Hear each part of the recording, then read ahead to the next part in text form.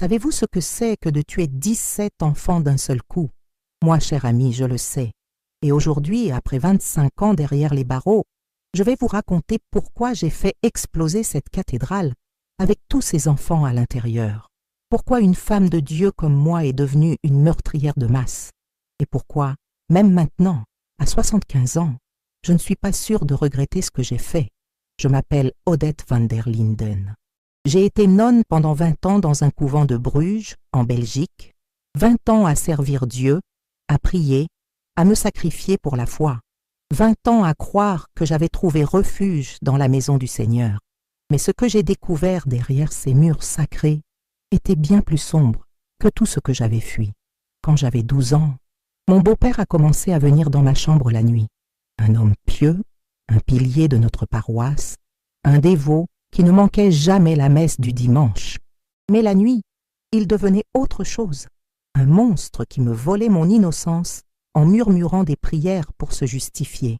Ma mère le savait, mes sœurs le savaient, mais personne ne disait rien. « C'est un bon catholique », disait ma mère. « Il nous protège, il nous nourrit. Tu dois être reconnaissante. Reconnaissante d'être violée chaque nuit, reconnaissante de porter ce secret qui me brûlait l'âme. À 18 ans, j'ai fui.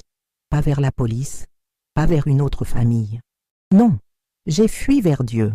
J'ai frappé à la porte du couvent Sainte-Catherine et les sœurs m'ont accueilli à bras ouverts. « Tu es en sécurité maintenant, mon enfant », m'a dit la mère supérieure, sœur Hilde de Smet. « Ici, personne ne te fera de mal. » Quelle idiote j'étais de croire à ces mensonges. Les premières années ont été paisibles. Je priais, je travaillais aux cuisines, je m'occupais du jardin. J'avais trouvé une certaine paix dans la routine monastique. Mais il y avait quelque chose qui me dérangeait. Les monaguillos, ces jeunes garçons qui servaient à la messe, qui vivaient dans l'aile adjacente de la cathédrale. Ils avaient entre 8 et 14 ans, des enfants pauvres, pour la plupart, confiés à l'église par des familles qui ne pouvaient pas les nourrir. Bram, Joris, Martin, Cohen, je me souviens de tous leurs noms, de tous leurs visages. Au début, je ne voyais rien d'anormal. Mais avec le temps, j'ai commencé à remarquer des choses étranges. Ces garçons avaient le regard vide, comme si quelque chose en eux était brisé. Ils sursautaient quand un adulte les touchait. Ils pleuraient la nuit. Je les entendais depuis ma cellule. Un jour, j'ai surpris le père Luc Peters, notre père supérieur, sortir de la chambre d'un des plus jeunes, Bram, un petit de 9 ans aux cheveux blonds. L'enfant pleurait et le prêtre rajustait sa soutane avec un sourire satisfait. J'ai compris immédiatement. Comment aurais-je pu ne pas comprendre? J'avais vécu la même chose. J'ai couru voir sœur Hilde. Je lui ai raconté ce que j'avais vu, ce que je soupçonnais. Elle m'a regardé avec des yeux froids, dénués de toute compassion. « Tu te trompes, sœur Odette. Le père Luc est un homme saint. Tu dois avoir mal interprété la situation. Mais l'enfant pleurait, il... Assez! Tu es nouvelle ici. Tu ne comprends pas comment fonctionnent les choses. Ces garçons sont difficiles. Ils ont besoin de discipline. Le père Luc s'occupe d'eux avec fermeté, c'est tout. » J'ai insisté, j'ai parlé aux autres sœurs, j'ai essayé de protéger ces enfants, mais personne ne voulait m'écouter. Pire, on a commencé à me punir pour mes accusations mensongères. On m'a isolée, enfermée dans une cellule de pénitence pendant des jours. On m'a traitée d'hystérique, de pécheresse qui voyait le mal partout. « Tu projettes tes propres péchés sur les autres », m'a dit sœur Hilde. « Tu as été souillée dans ta jeunesse, et maintenant tu vois de la souillure partout. Tu as besoin de prière, pas de paroles. » Alors j'ai prié. J'ai prié pour ces enfants, pour leur salut, pour que quelqu'un les sauve. Mais Dieu ne répondait pas. Ou peut-être qu'il répondait, mais pas de la façon que j'espérais. Les années ont passé. J'ai continué à voir ces garçons se flétrir sous les abus. Certains sont partis, d'autres sont arrivés. Le cycle continuait, implacable, et moi, je me sentais impuissante, prisonnière de mon propre refuge. Mais il y avait quelque chose que je ne savais pas encore, quelque chose qui allait tout changer et me pousser à commettre l'impensable. Ces enfants, ces pauvres enfants brisés, cachaient un secret encore plus terrible, un secret qui allait faire de moi une meurtrière. Vous voulez savoir ce que c'était, cher ami? Vous voulez comprendre comment une nonne peut devenir une tueuse d'enfants?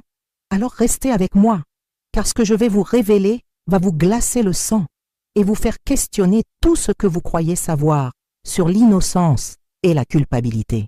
J'avais 40 ans quand tout a basculé. 22 ans dans ce couvent, 22 ans à porter le poids de ce que je savais sans pouvoir rien faire. J'étais devenue une ombre, une présence silencieuse qui accomplissait ses tâches sans poser de questions. On m'avait assigné au nettoyage de la sacristie et des salles adjacentes à la cathédrale. Un travail humble, solitaire, qui me convenait. Moins je voyais les autres, mieux je me portais. Moins je voyais ces enfants, moins je souffrais de mon impuissance. Mais c'est justement dans cette solitude que l'horreur m'a rattrapée. C'était un soir d'hiver, tard, après les vêpres. Je nettoyais la sacristie quand j'ai entendu des pas derrière moi. Je me suis retournée et j'ai vu 3 d'entre eux. Joris, 14 ans, le plus âgé. Martène, 12 ans, avec ses yeux noirs et vides. Et Cohen, 11 ans, qui me regardait avec une expression que je ne comprenais pas encore. « Bonsoir, sœur Odette », a dit Joris avec un sourire étrange. « Bonsoir, mes enfants. Vous devriez être au dortoir à cette heure. On voulait vous voir », a répondu Martène en s'approchant. Quelque chose dans leur attitude me mettait mal à l'aise. Ils se déplaçaient comme des prédateurs, avec une assurance qui n'était pas naturelle chez des enfants. « Eh bien, vous m'avez vu. Maintenant, allez vous coucher. » Mais ils ne sont pas partis. Au contraire, ils se sont rapprochés, m'encerclant lentement. Mon cœur s'est mis à battre plus vite.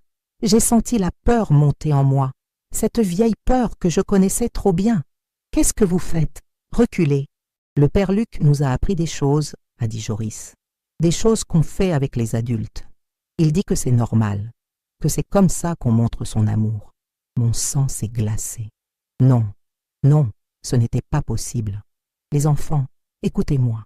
Ce que le père Luc vous a fait, ce n'est pas de l'amour, c'est mal. Vous ne devez pas.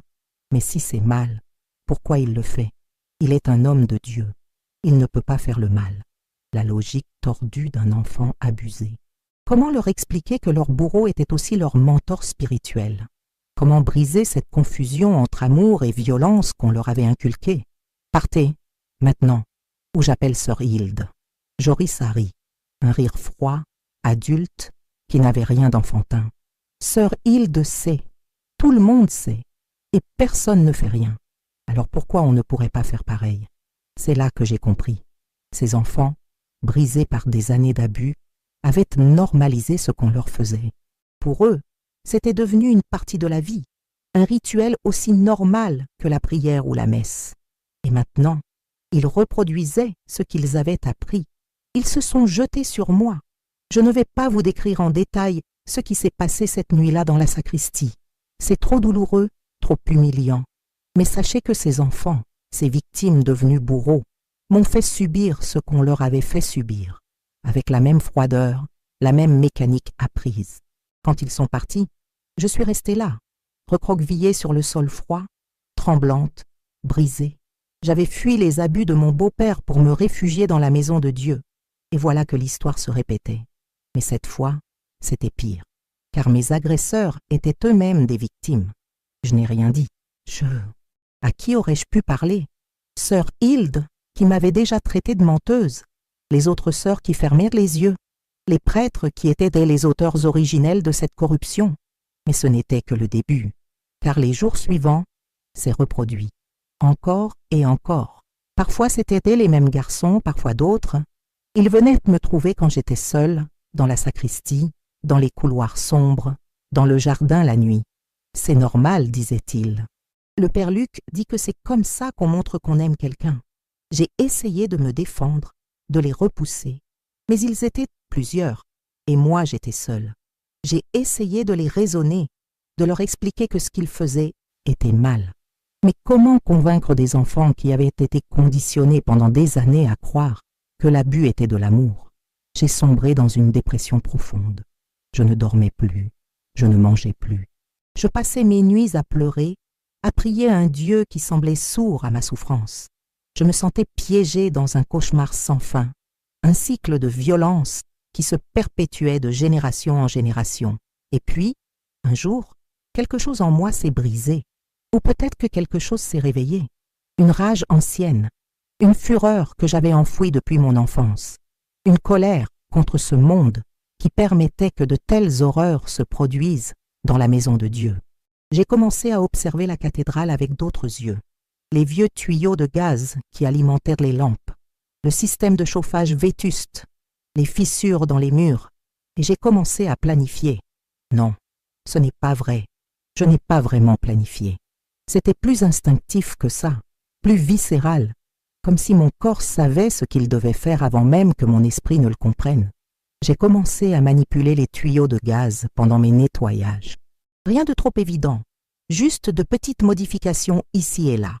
Une valve légèrement desserrée, un joint abîmé, une fuite minuscule qui s'accumulait lentement. Et puis j'ai attendu le bon moment, le moment où tous ces enfants corrompus seraient réunis au même endroit, le moment où je pourrais mettre fin à ce cycle de violence une fois pour toutes. Ce moment est arrivé lors de la messe de la Saint-Nicolas, une célébration spéciale où tous les monaguillos devaient servir ensemble. 17 garçons, tous présents dans la cathédrale, tous vêtus de leurs robes blanches d'enfants de cœur. 17 victimes devenues bourreaux, 17 âmes perdues que je m'apprêtais à envoyer vers leur jugement final. Vous pensez que je suis un monstre, n'est-ce pas? Vous vous demandez comment j'ai pu envisager de tuer des enfants. Mais attendez d'entendre la suite, cher ami. Attendez de comprendre ce qui s'est passé ce jour-là, et peut-être que vous me jugerez différemment. Ou peut-être pas, mais au moins, vous saurez toute la vérité. Le jour de la Saint-Nicolas est arrivé, un jour froid de décembre, avec un ciel gris qui pesait sur Bruges comme un linceul. J'avais à peine dormi la nuit précédente, mais ce n'était pas à cause de la peur ou du remords. C'était une sorte d'excitation morbide, une anticipation qui me donnait des frissons. J'avais tout préparé. Les fuites de gaz que j'avais créées au fil des semaines s'étaient accumulées dans les sous-sols de la cathédrale. J'avais calculé, enfin, pas vraiment calculé, plutôt estimé instinctivement, que la concentration serait suffisante. Il ne me manquait plus qu'une étincelle. La messe devait commencer à 10 heures. J'ai attendu que tout le monde soit en place. Les fidèles dans les bancs, les prêtres à l'autel, et surtout les 17 monaguillos alignés dans le chœur, leurs visages d'anges cachant des âmes corrompues. Je les regardais depuis ma place habituelle, dans l'ombre d'une colonne latérale. Joris, qui m'avait agressé le premier, Martin, avec ses yeux vides, Cohen, qui riait toujours après, et tous les autres, dont certains n'avaient que 8 ou 9 ans, mais qui avaient déjà appris à reproduire les gestes de leurs aînés. Étaient-ils vraiment coupables? Étaient-ils responsables de ce qu'on leur avait fait et de ce qu'ils me faisaient à leur tour? Ces questions me hantaient, mais à ce moment-là, je n'avais plus la force d'y réfléchir. Tout ce que je savais, c'est que ce cycle devait s'arrêter. Le père Luc a commencé la messe. Sa voix résonnait dans la cathédrale, récitant les prières en latin avec cette autorité hypocrite qui me donnait envie de vomir. Cet homme qui violait des enfants la nuit osait parler au nom de Dieu le jour. J'ai attendu le moment de la consécration, quand tout le monde serait concentré sur l'hostie, quand personne ne me regarderait. Et puis, discrètement, je me suis glissé vers le sous-sol par l'escalier de service. L'odeur du gaz était forte là-dessous, suffocante. J'ai dû me couvrir le nez avec ma manche pour ne pas m'évanouir, mais j'ai continué, guidé par cette rage qui me consumait de l'intérieur.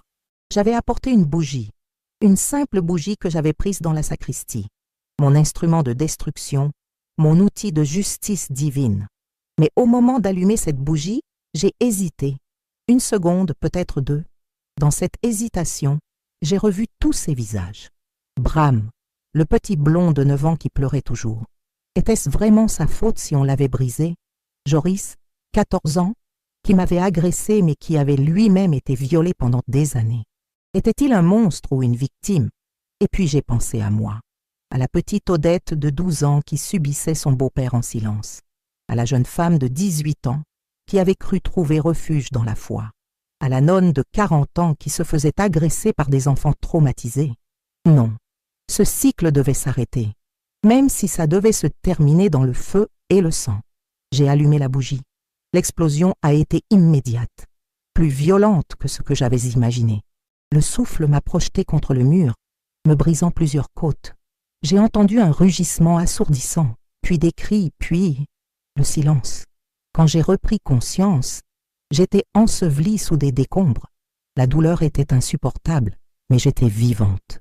Au-dessus de moi, j'entendais des voix paniquées, des sirènes, le chaos. On m'a sorti des ruines plusieurs heures plus tard. J'étais couverte de sang et de poussière, à moitié morte. Mais j'étais consciente. Assez consciente pour voir les corps qu'on sortait de la cathédrale. 17 petits corps calcinés, méconnaissables. Les monaguillos, tous morts sur le coup, m'a-t-on dit plus tard. Ils n'avaient pas souffert. C'était au moins ça. Les adultes, miraculeusement, avaient presque tous survécu. Le père Luc avait des brûlures graves, mais il vivrait. Sœur Hilde était indemne. Elle avait été projetée hors de la cathédrale par le souffle. Les fidèles, pour la plupart, s'en étaient mais sortis avec des blessures légères. Seuls les enfants étaient bêtes morts, comme si Dieu lui-même avait choisi qui devait payer. On m'a arrêté immédiatement, bien sûr. Même dans mon état, menotté sur un brancard, emmené vers l'hôpital sous escorte policière. Les enquêteurs avaient trouvé des traces de mes manipulations sur les tuyaux de gaz. Des témoins m'avaient vu descendre au sous-sol juste avant l'explosion. J'ai tout avoué. Pas parce que je me sentais coupable, mais parce que je voulais que le monde sache. Je voulais que les gens comprennent pourquoi j'avais fait ça. Je voulais exposer les abus, la corruption, l'hypocrisie de cette Église qui protégeait des monstres. Mais personne ne voulait m'écouter. Ou plutôt, personne ne voulait croire ce que je disais. Elle est folle, disaient les journaux. Une nonne dérangée qui a tué 17 enfants innocents dans un accès de démence. Innocents. Ce mot me faisait rire amèrement. Ces enfants n'étaient pas innocents. Ils étaient victimes, oui, mais ils étaient aussi devenus des agresseurs. Ils perpétuaient le cycle de violence qu'on leur avait inculqué. Mais comment expliquer ça à un monde qui refuse de voir la complexité du mal? Comment faire comprendre que parfois, les victimes deviennent des bourreaux et que briser ce cycle nécessite des mesures extrêmes? Le procès a été un cirque. Mon avocat a plaidé la folie, le traumatisme, les années d'abus que j'avais subis. Il a essayé de faire témoigner d'anciens monaguillos qui avaient quitté le couvent pour prouver que les abus existaient vraiment. Certains ont accepté de parler. Ils ont raconté les viols, les menaces, la terreur quotidienne. Leurs témoignages ont provoqué un scandale, une enquête sur l'Église belge qui a révélé des centaines de cas d'abus similaires. Mais ça n'a pas suffi à me sauver. Car même si les abus étaient réels, même si ces enfants avaient été victimes, je les avais tués. J'avais provoqué une explosion qui avait massacré 17 mineurs. Perpétuité. C'était la sentence. Prison à vie pour homicide multiple avec préméditation. Pas de circonstances atténuantes. Pas de pitié pour la nonne meurtrière. 25 ans. 25 ans que j'ai passé derrière les barreaux, à revivre cette journée encore et encore. À me demander si j'avais eu raison, si j'aurais pu faire autrement. Certains jours, je me dis que j'ai sauvé ces enfants, que je les ai libérés d'une vie de souffrance et de corruption, que leur mort rapide valait mieux qu'une existence à perpétuer le cycle de violence. D'autres jours, je me réveille en hurlant, hanté par leur visage, par Bram, 9 ans, qui n'avait peut-être jamais agressé personne, par les plus jeunes, qui n'avaient pas encore eu le temps de devenir des monstres. Ai-je tué des victimes ou des bourreaux? La réponse change selon les jours, selon mon humeur, selon la façon dont le soleil entre dans ma cellule. Mais une chose est sûre, j'ai brisé le cycle. Après l'explosion, après le scandale, le couvent a été fermé. Le père Luc et 3 autres prêtres ont été jugés et condamnés pour abus sur mineurs. L'Église a dû faire face à ces démons, du moins en partie. Combien d'enfants ai-je sauvés en tuant ces 17-là? Combien de futures victimes ont été épargnées parce que j'ai exposé cette pourriture? C'est avec ces questions que je vis maintenant, à 75 ans, libre après 25 ans de prison.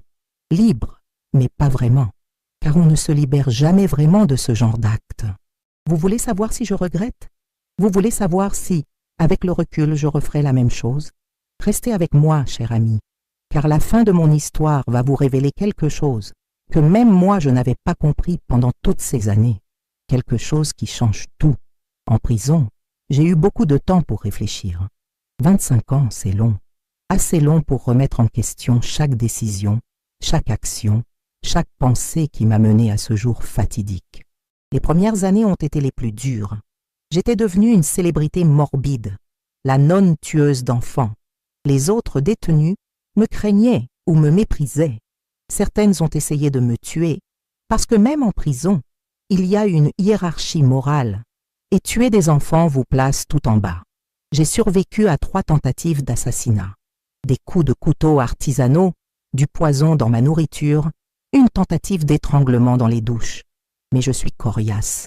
La vie m'avait déjà tant pris que la mort ne me faisait plus peur. Avec le temps, les choses se sont calmées.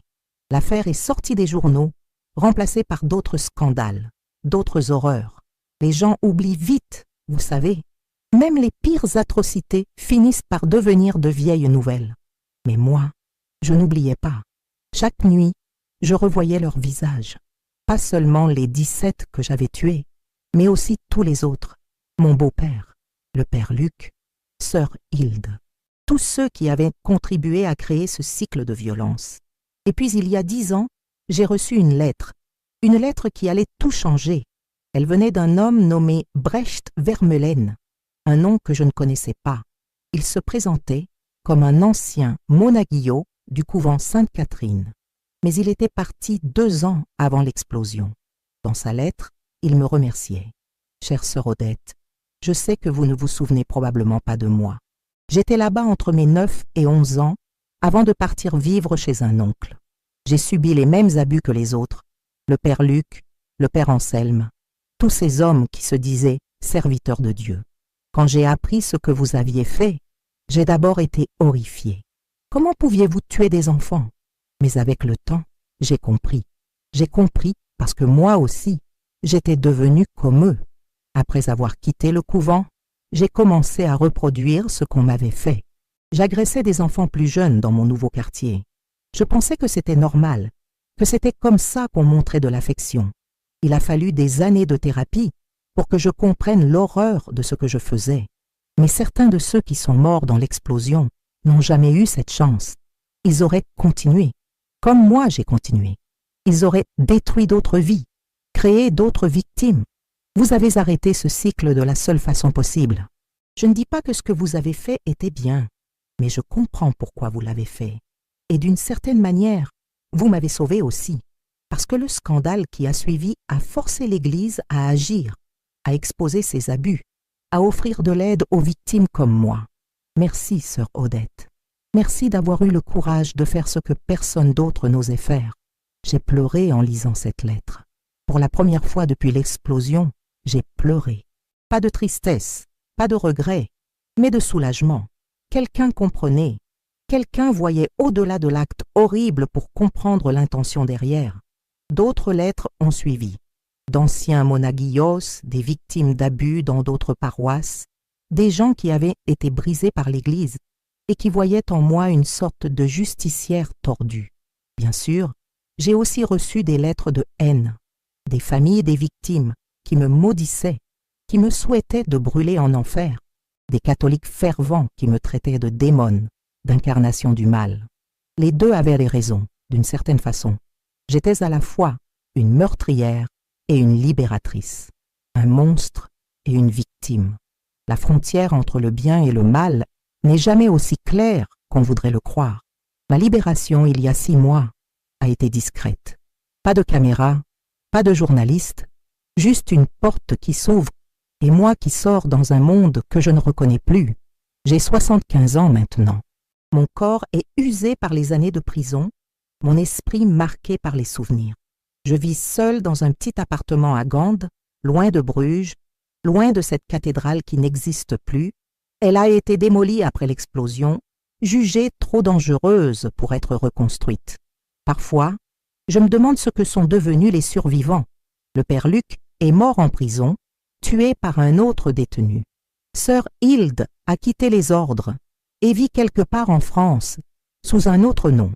Les autres prêtres impliqués ont purgé leur peine et sont sortis. Mais leurs villes les sont détruites, leurs réputations anéanties. Et moi, qu'est-ce que je suis devenue? Je suis une vieille femme qui a tué 17 enfants pour briser un cycle de violence. Une femme qui a passé 25 ans en prison et qui en sortirait sans savoir si elle a eu raison ou tort. Mais voici ce que je sais. Depuis l'explosion, depuis le scandale, des milliers de victimes d'abus ecclésiastiques ont trouvé le courage de parler. Des lois ont été changées, des protocoles ont été mis en place. L'Église a été forcée de faire face à ces démons. Est-ce que ça valait la vie de 17 enfants? Je ne sais pas, je ne saurai jamais. Mais je sais que si je n'avais rien fait, le cycle aurait continué. Ces 17 garçons seraient devenus des hommes, et certains d'entre eux auraient perpétué les abus. Combien d'enfants auraient-ils détruits à leur tour? 50? 100? Plus? C'est le calcul horrible que j'ai fait ce jour-là. 17 vies contre des centaines de futures victimes potentielles. Est-ce que ça justifie mon acte? Non. Rien ne peut justifier de tuer des enfants. Mais est-ce que je regrette? Non, je ne regrette pas. Parce que ces enfants étaient déjà morts d'une certaine façon. Leur innocence avait été tuée bien avant que je n'allume cette bougie. Ils étaient devenus des coquilles vides, remplies de la violence qu'on leur avait inculquée. Je les ai libérés. C'est ce que je me dis pour dormir la nuit. Je les ai libérés de leur souffrance, de leur confusion, de ce cycle infernal qui les aurait consumés de toute façon. Suis-je un monstre? Probablement. Suis-je une meurtrière? Sans aucun doute. Mais suis-je aussi, d'une certaine manière, une victime qui a fait ce qu'elle pensait nécessaire pour arrêter le mal? Peut-être. La vérité, cher ami, c'est qu'il n'y a pas de réponse simple. Le bien et le mal ne sont pas des concepts absolus. Parfois, pour arrêter une grande horreur, il faut commettre une horreur plus petite. Parfois, la justice ressemble à de la vengeance. Parfois, l'amour ressemble à de la violence. Et parfois, une nonne devient une tueuse d'enfants, parce que c'est la seule façon qu'elle voit pour sauver d'autres enfants. Voilà mon histoire. L'histoire d'Odette van der Linden, 75 ans, ex-nonne, ex-détenue, meurtrière de 17 enfants. L'histoire d'une femme qui a vécu l'enfer, qui l'a perpétué, et qui a finalement choisi de le détruire, même si ça signifiait détruire des innocents dans le processus. Maintenant, c'est à vous de juger. Suis-je un monstre ou une victime? Une meurtrière ou une justicière? La réponse dépend de votre propre morale, de votre propre compréhension du bien et du mal. Moi, je sais qui je suis. Je suis celle qui a fait ce que personne d'autre n'osait faire. Je suis celle qui a brisé le cycle, même si ça m'a coûté ma liberté et mon âme. Et je n'en ai pas honte. Si cette histoire vous a touché, si elle vous a fait réfléchir sur la nature de la justice et de la violence, alors n'hésitez pas à appuyer sur ce petit bouton noir « S'abonner ». Votre soutien m'aide à continuer à partager ces témoignages difficiles, ces histoires que personne ne veut entendre, mais que tout le monde devrait connaître. Dites-moi dans les commentaires ce que vous pensez. Avais-je le droit de faire ce que j'ai fait? Auriez-vous agi différemment? Y a-t-il une limite à ce qu'on peut faire pour arrêter le mal? Pardonnez-moi si ce récit a été long et difficile à suivre. Ce sont des souvenirs douloureux, des décisions impossibles, des actes que je porte encore aujourd'hui. Mais j'avais besoin de les partager, j'avais besoin que quelqu'un comprenne. Merci de m'avoir écouté jusqu'au bout, cher ami. Merci de m'avoir accompagné dans ce voyage, au cœur de l'horreur et de la rédemption impossible.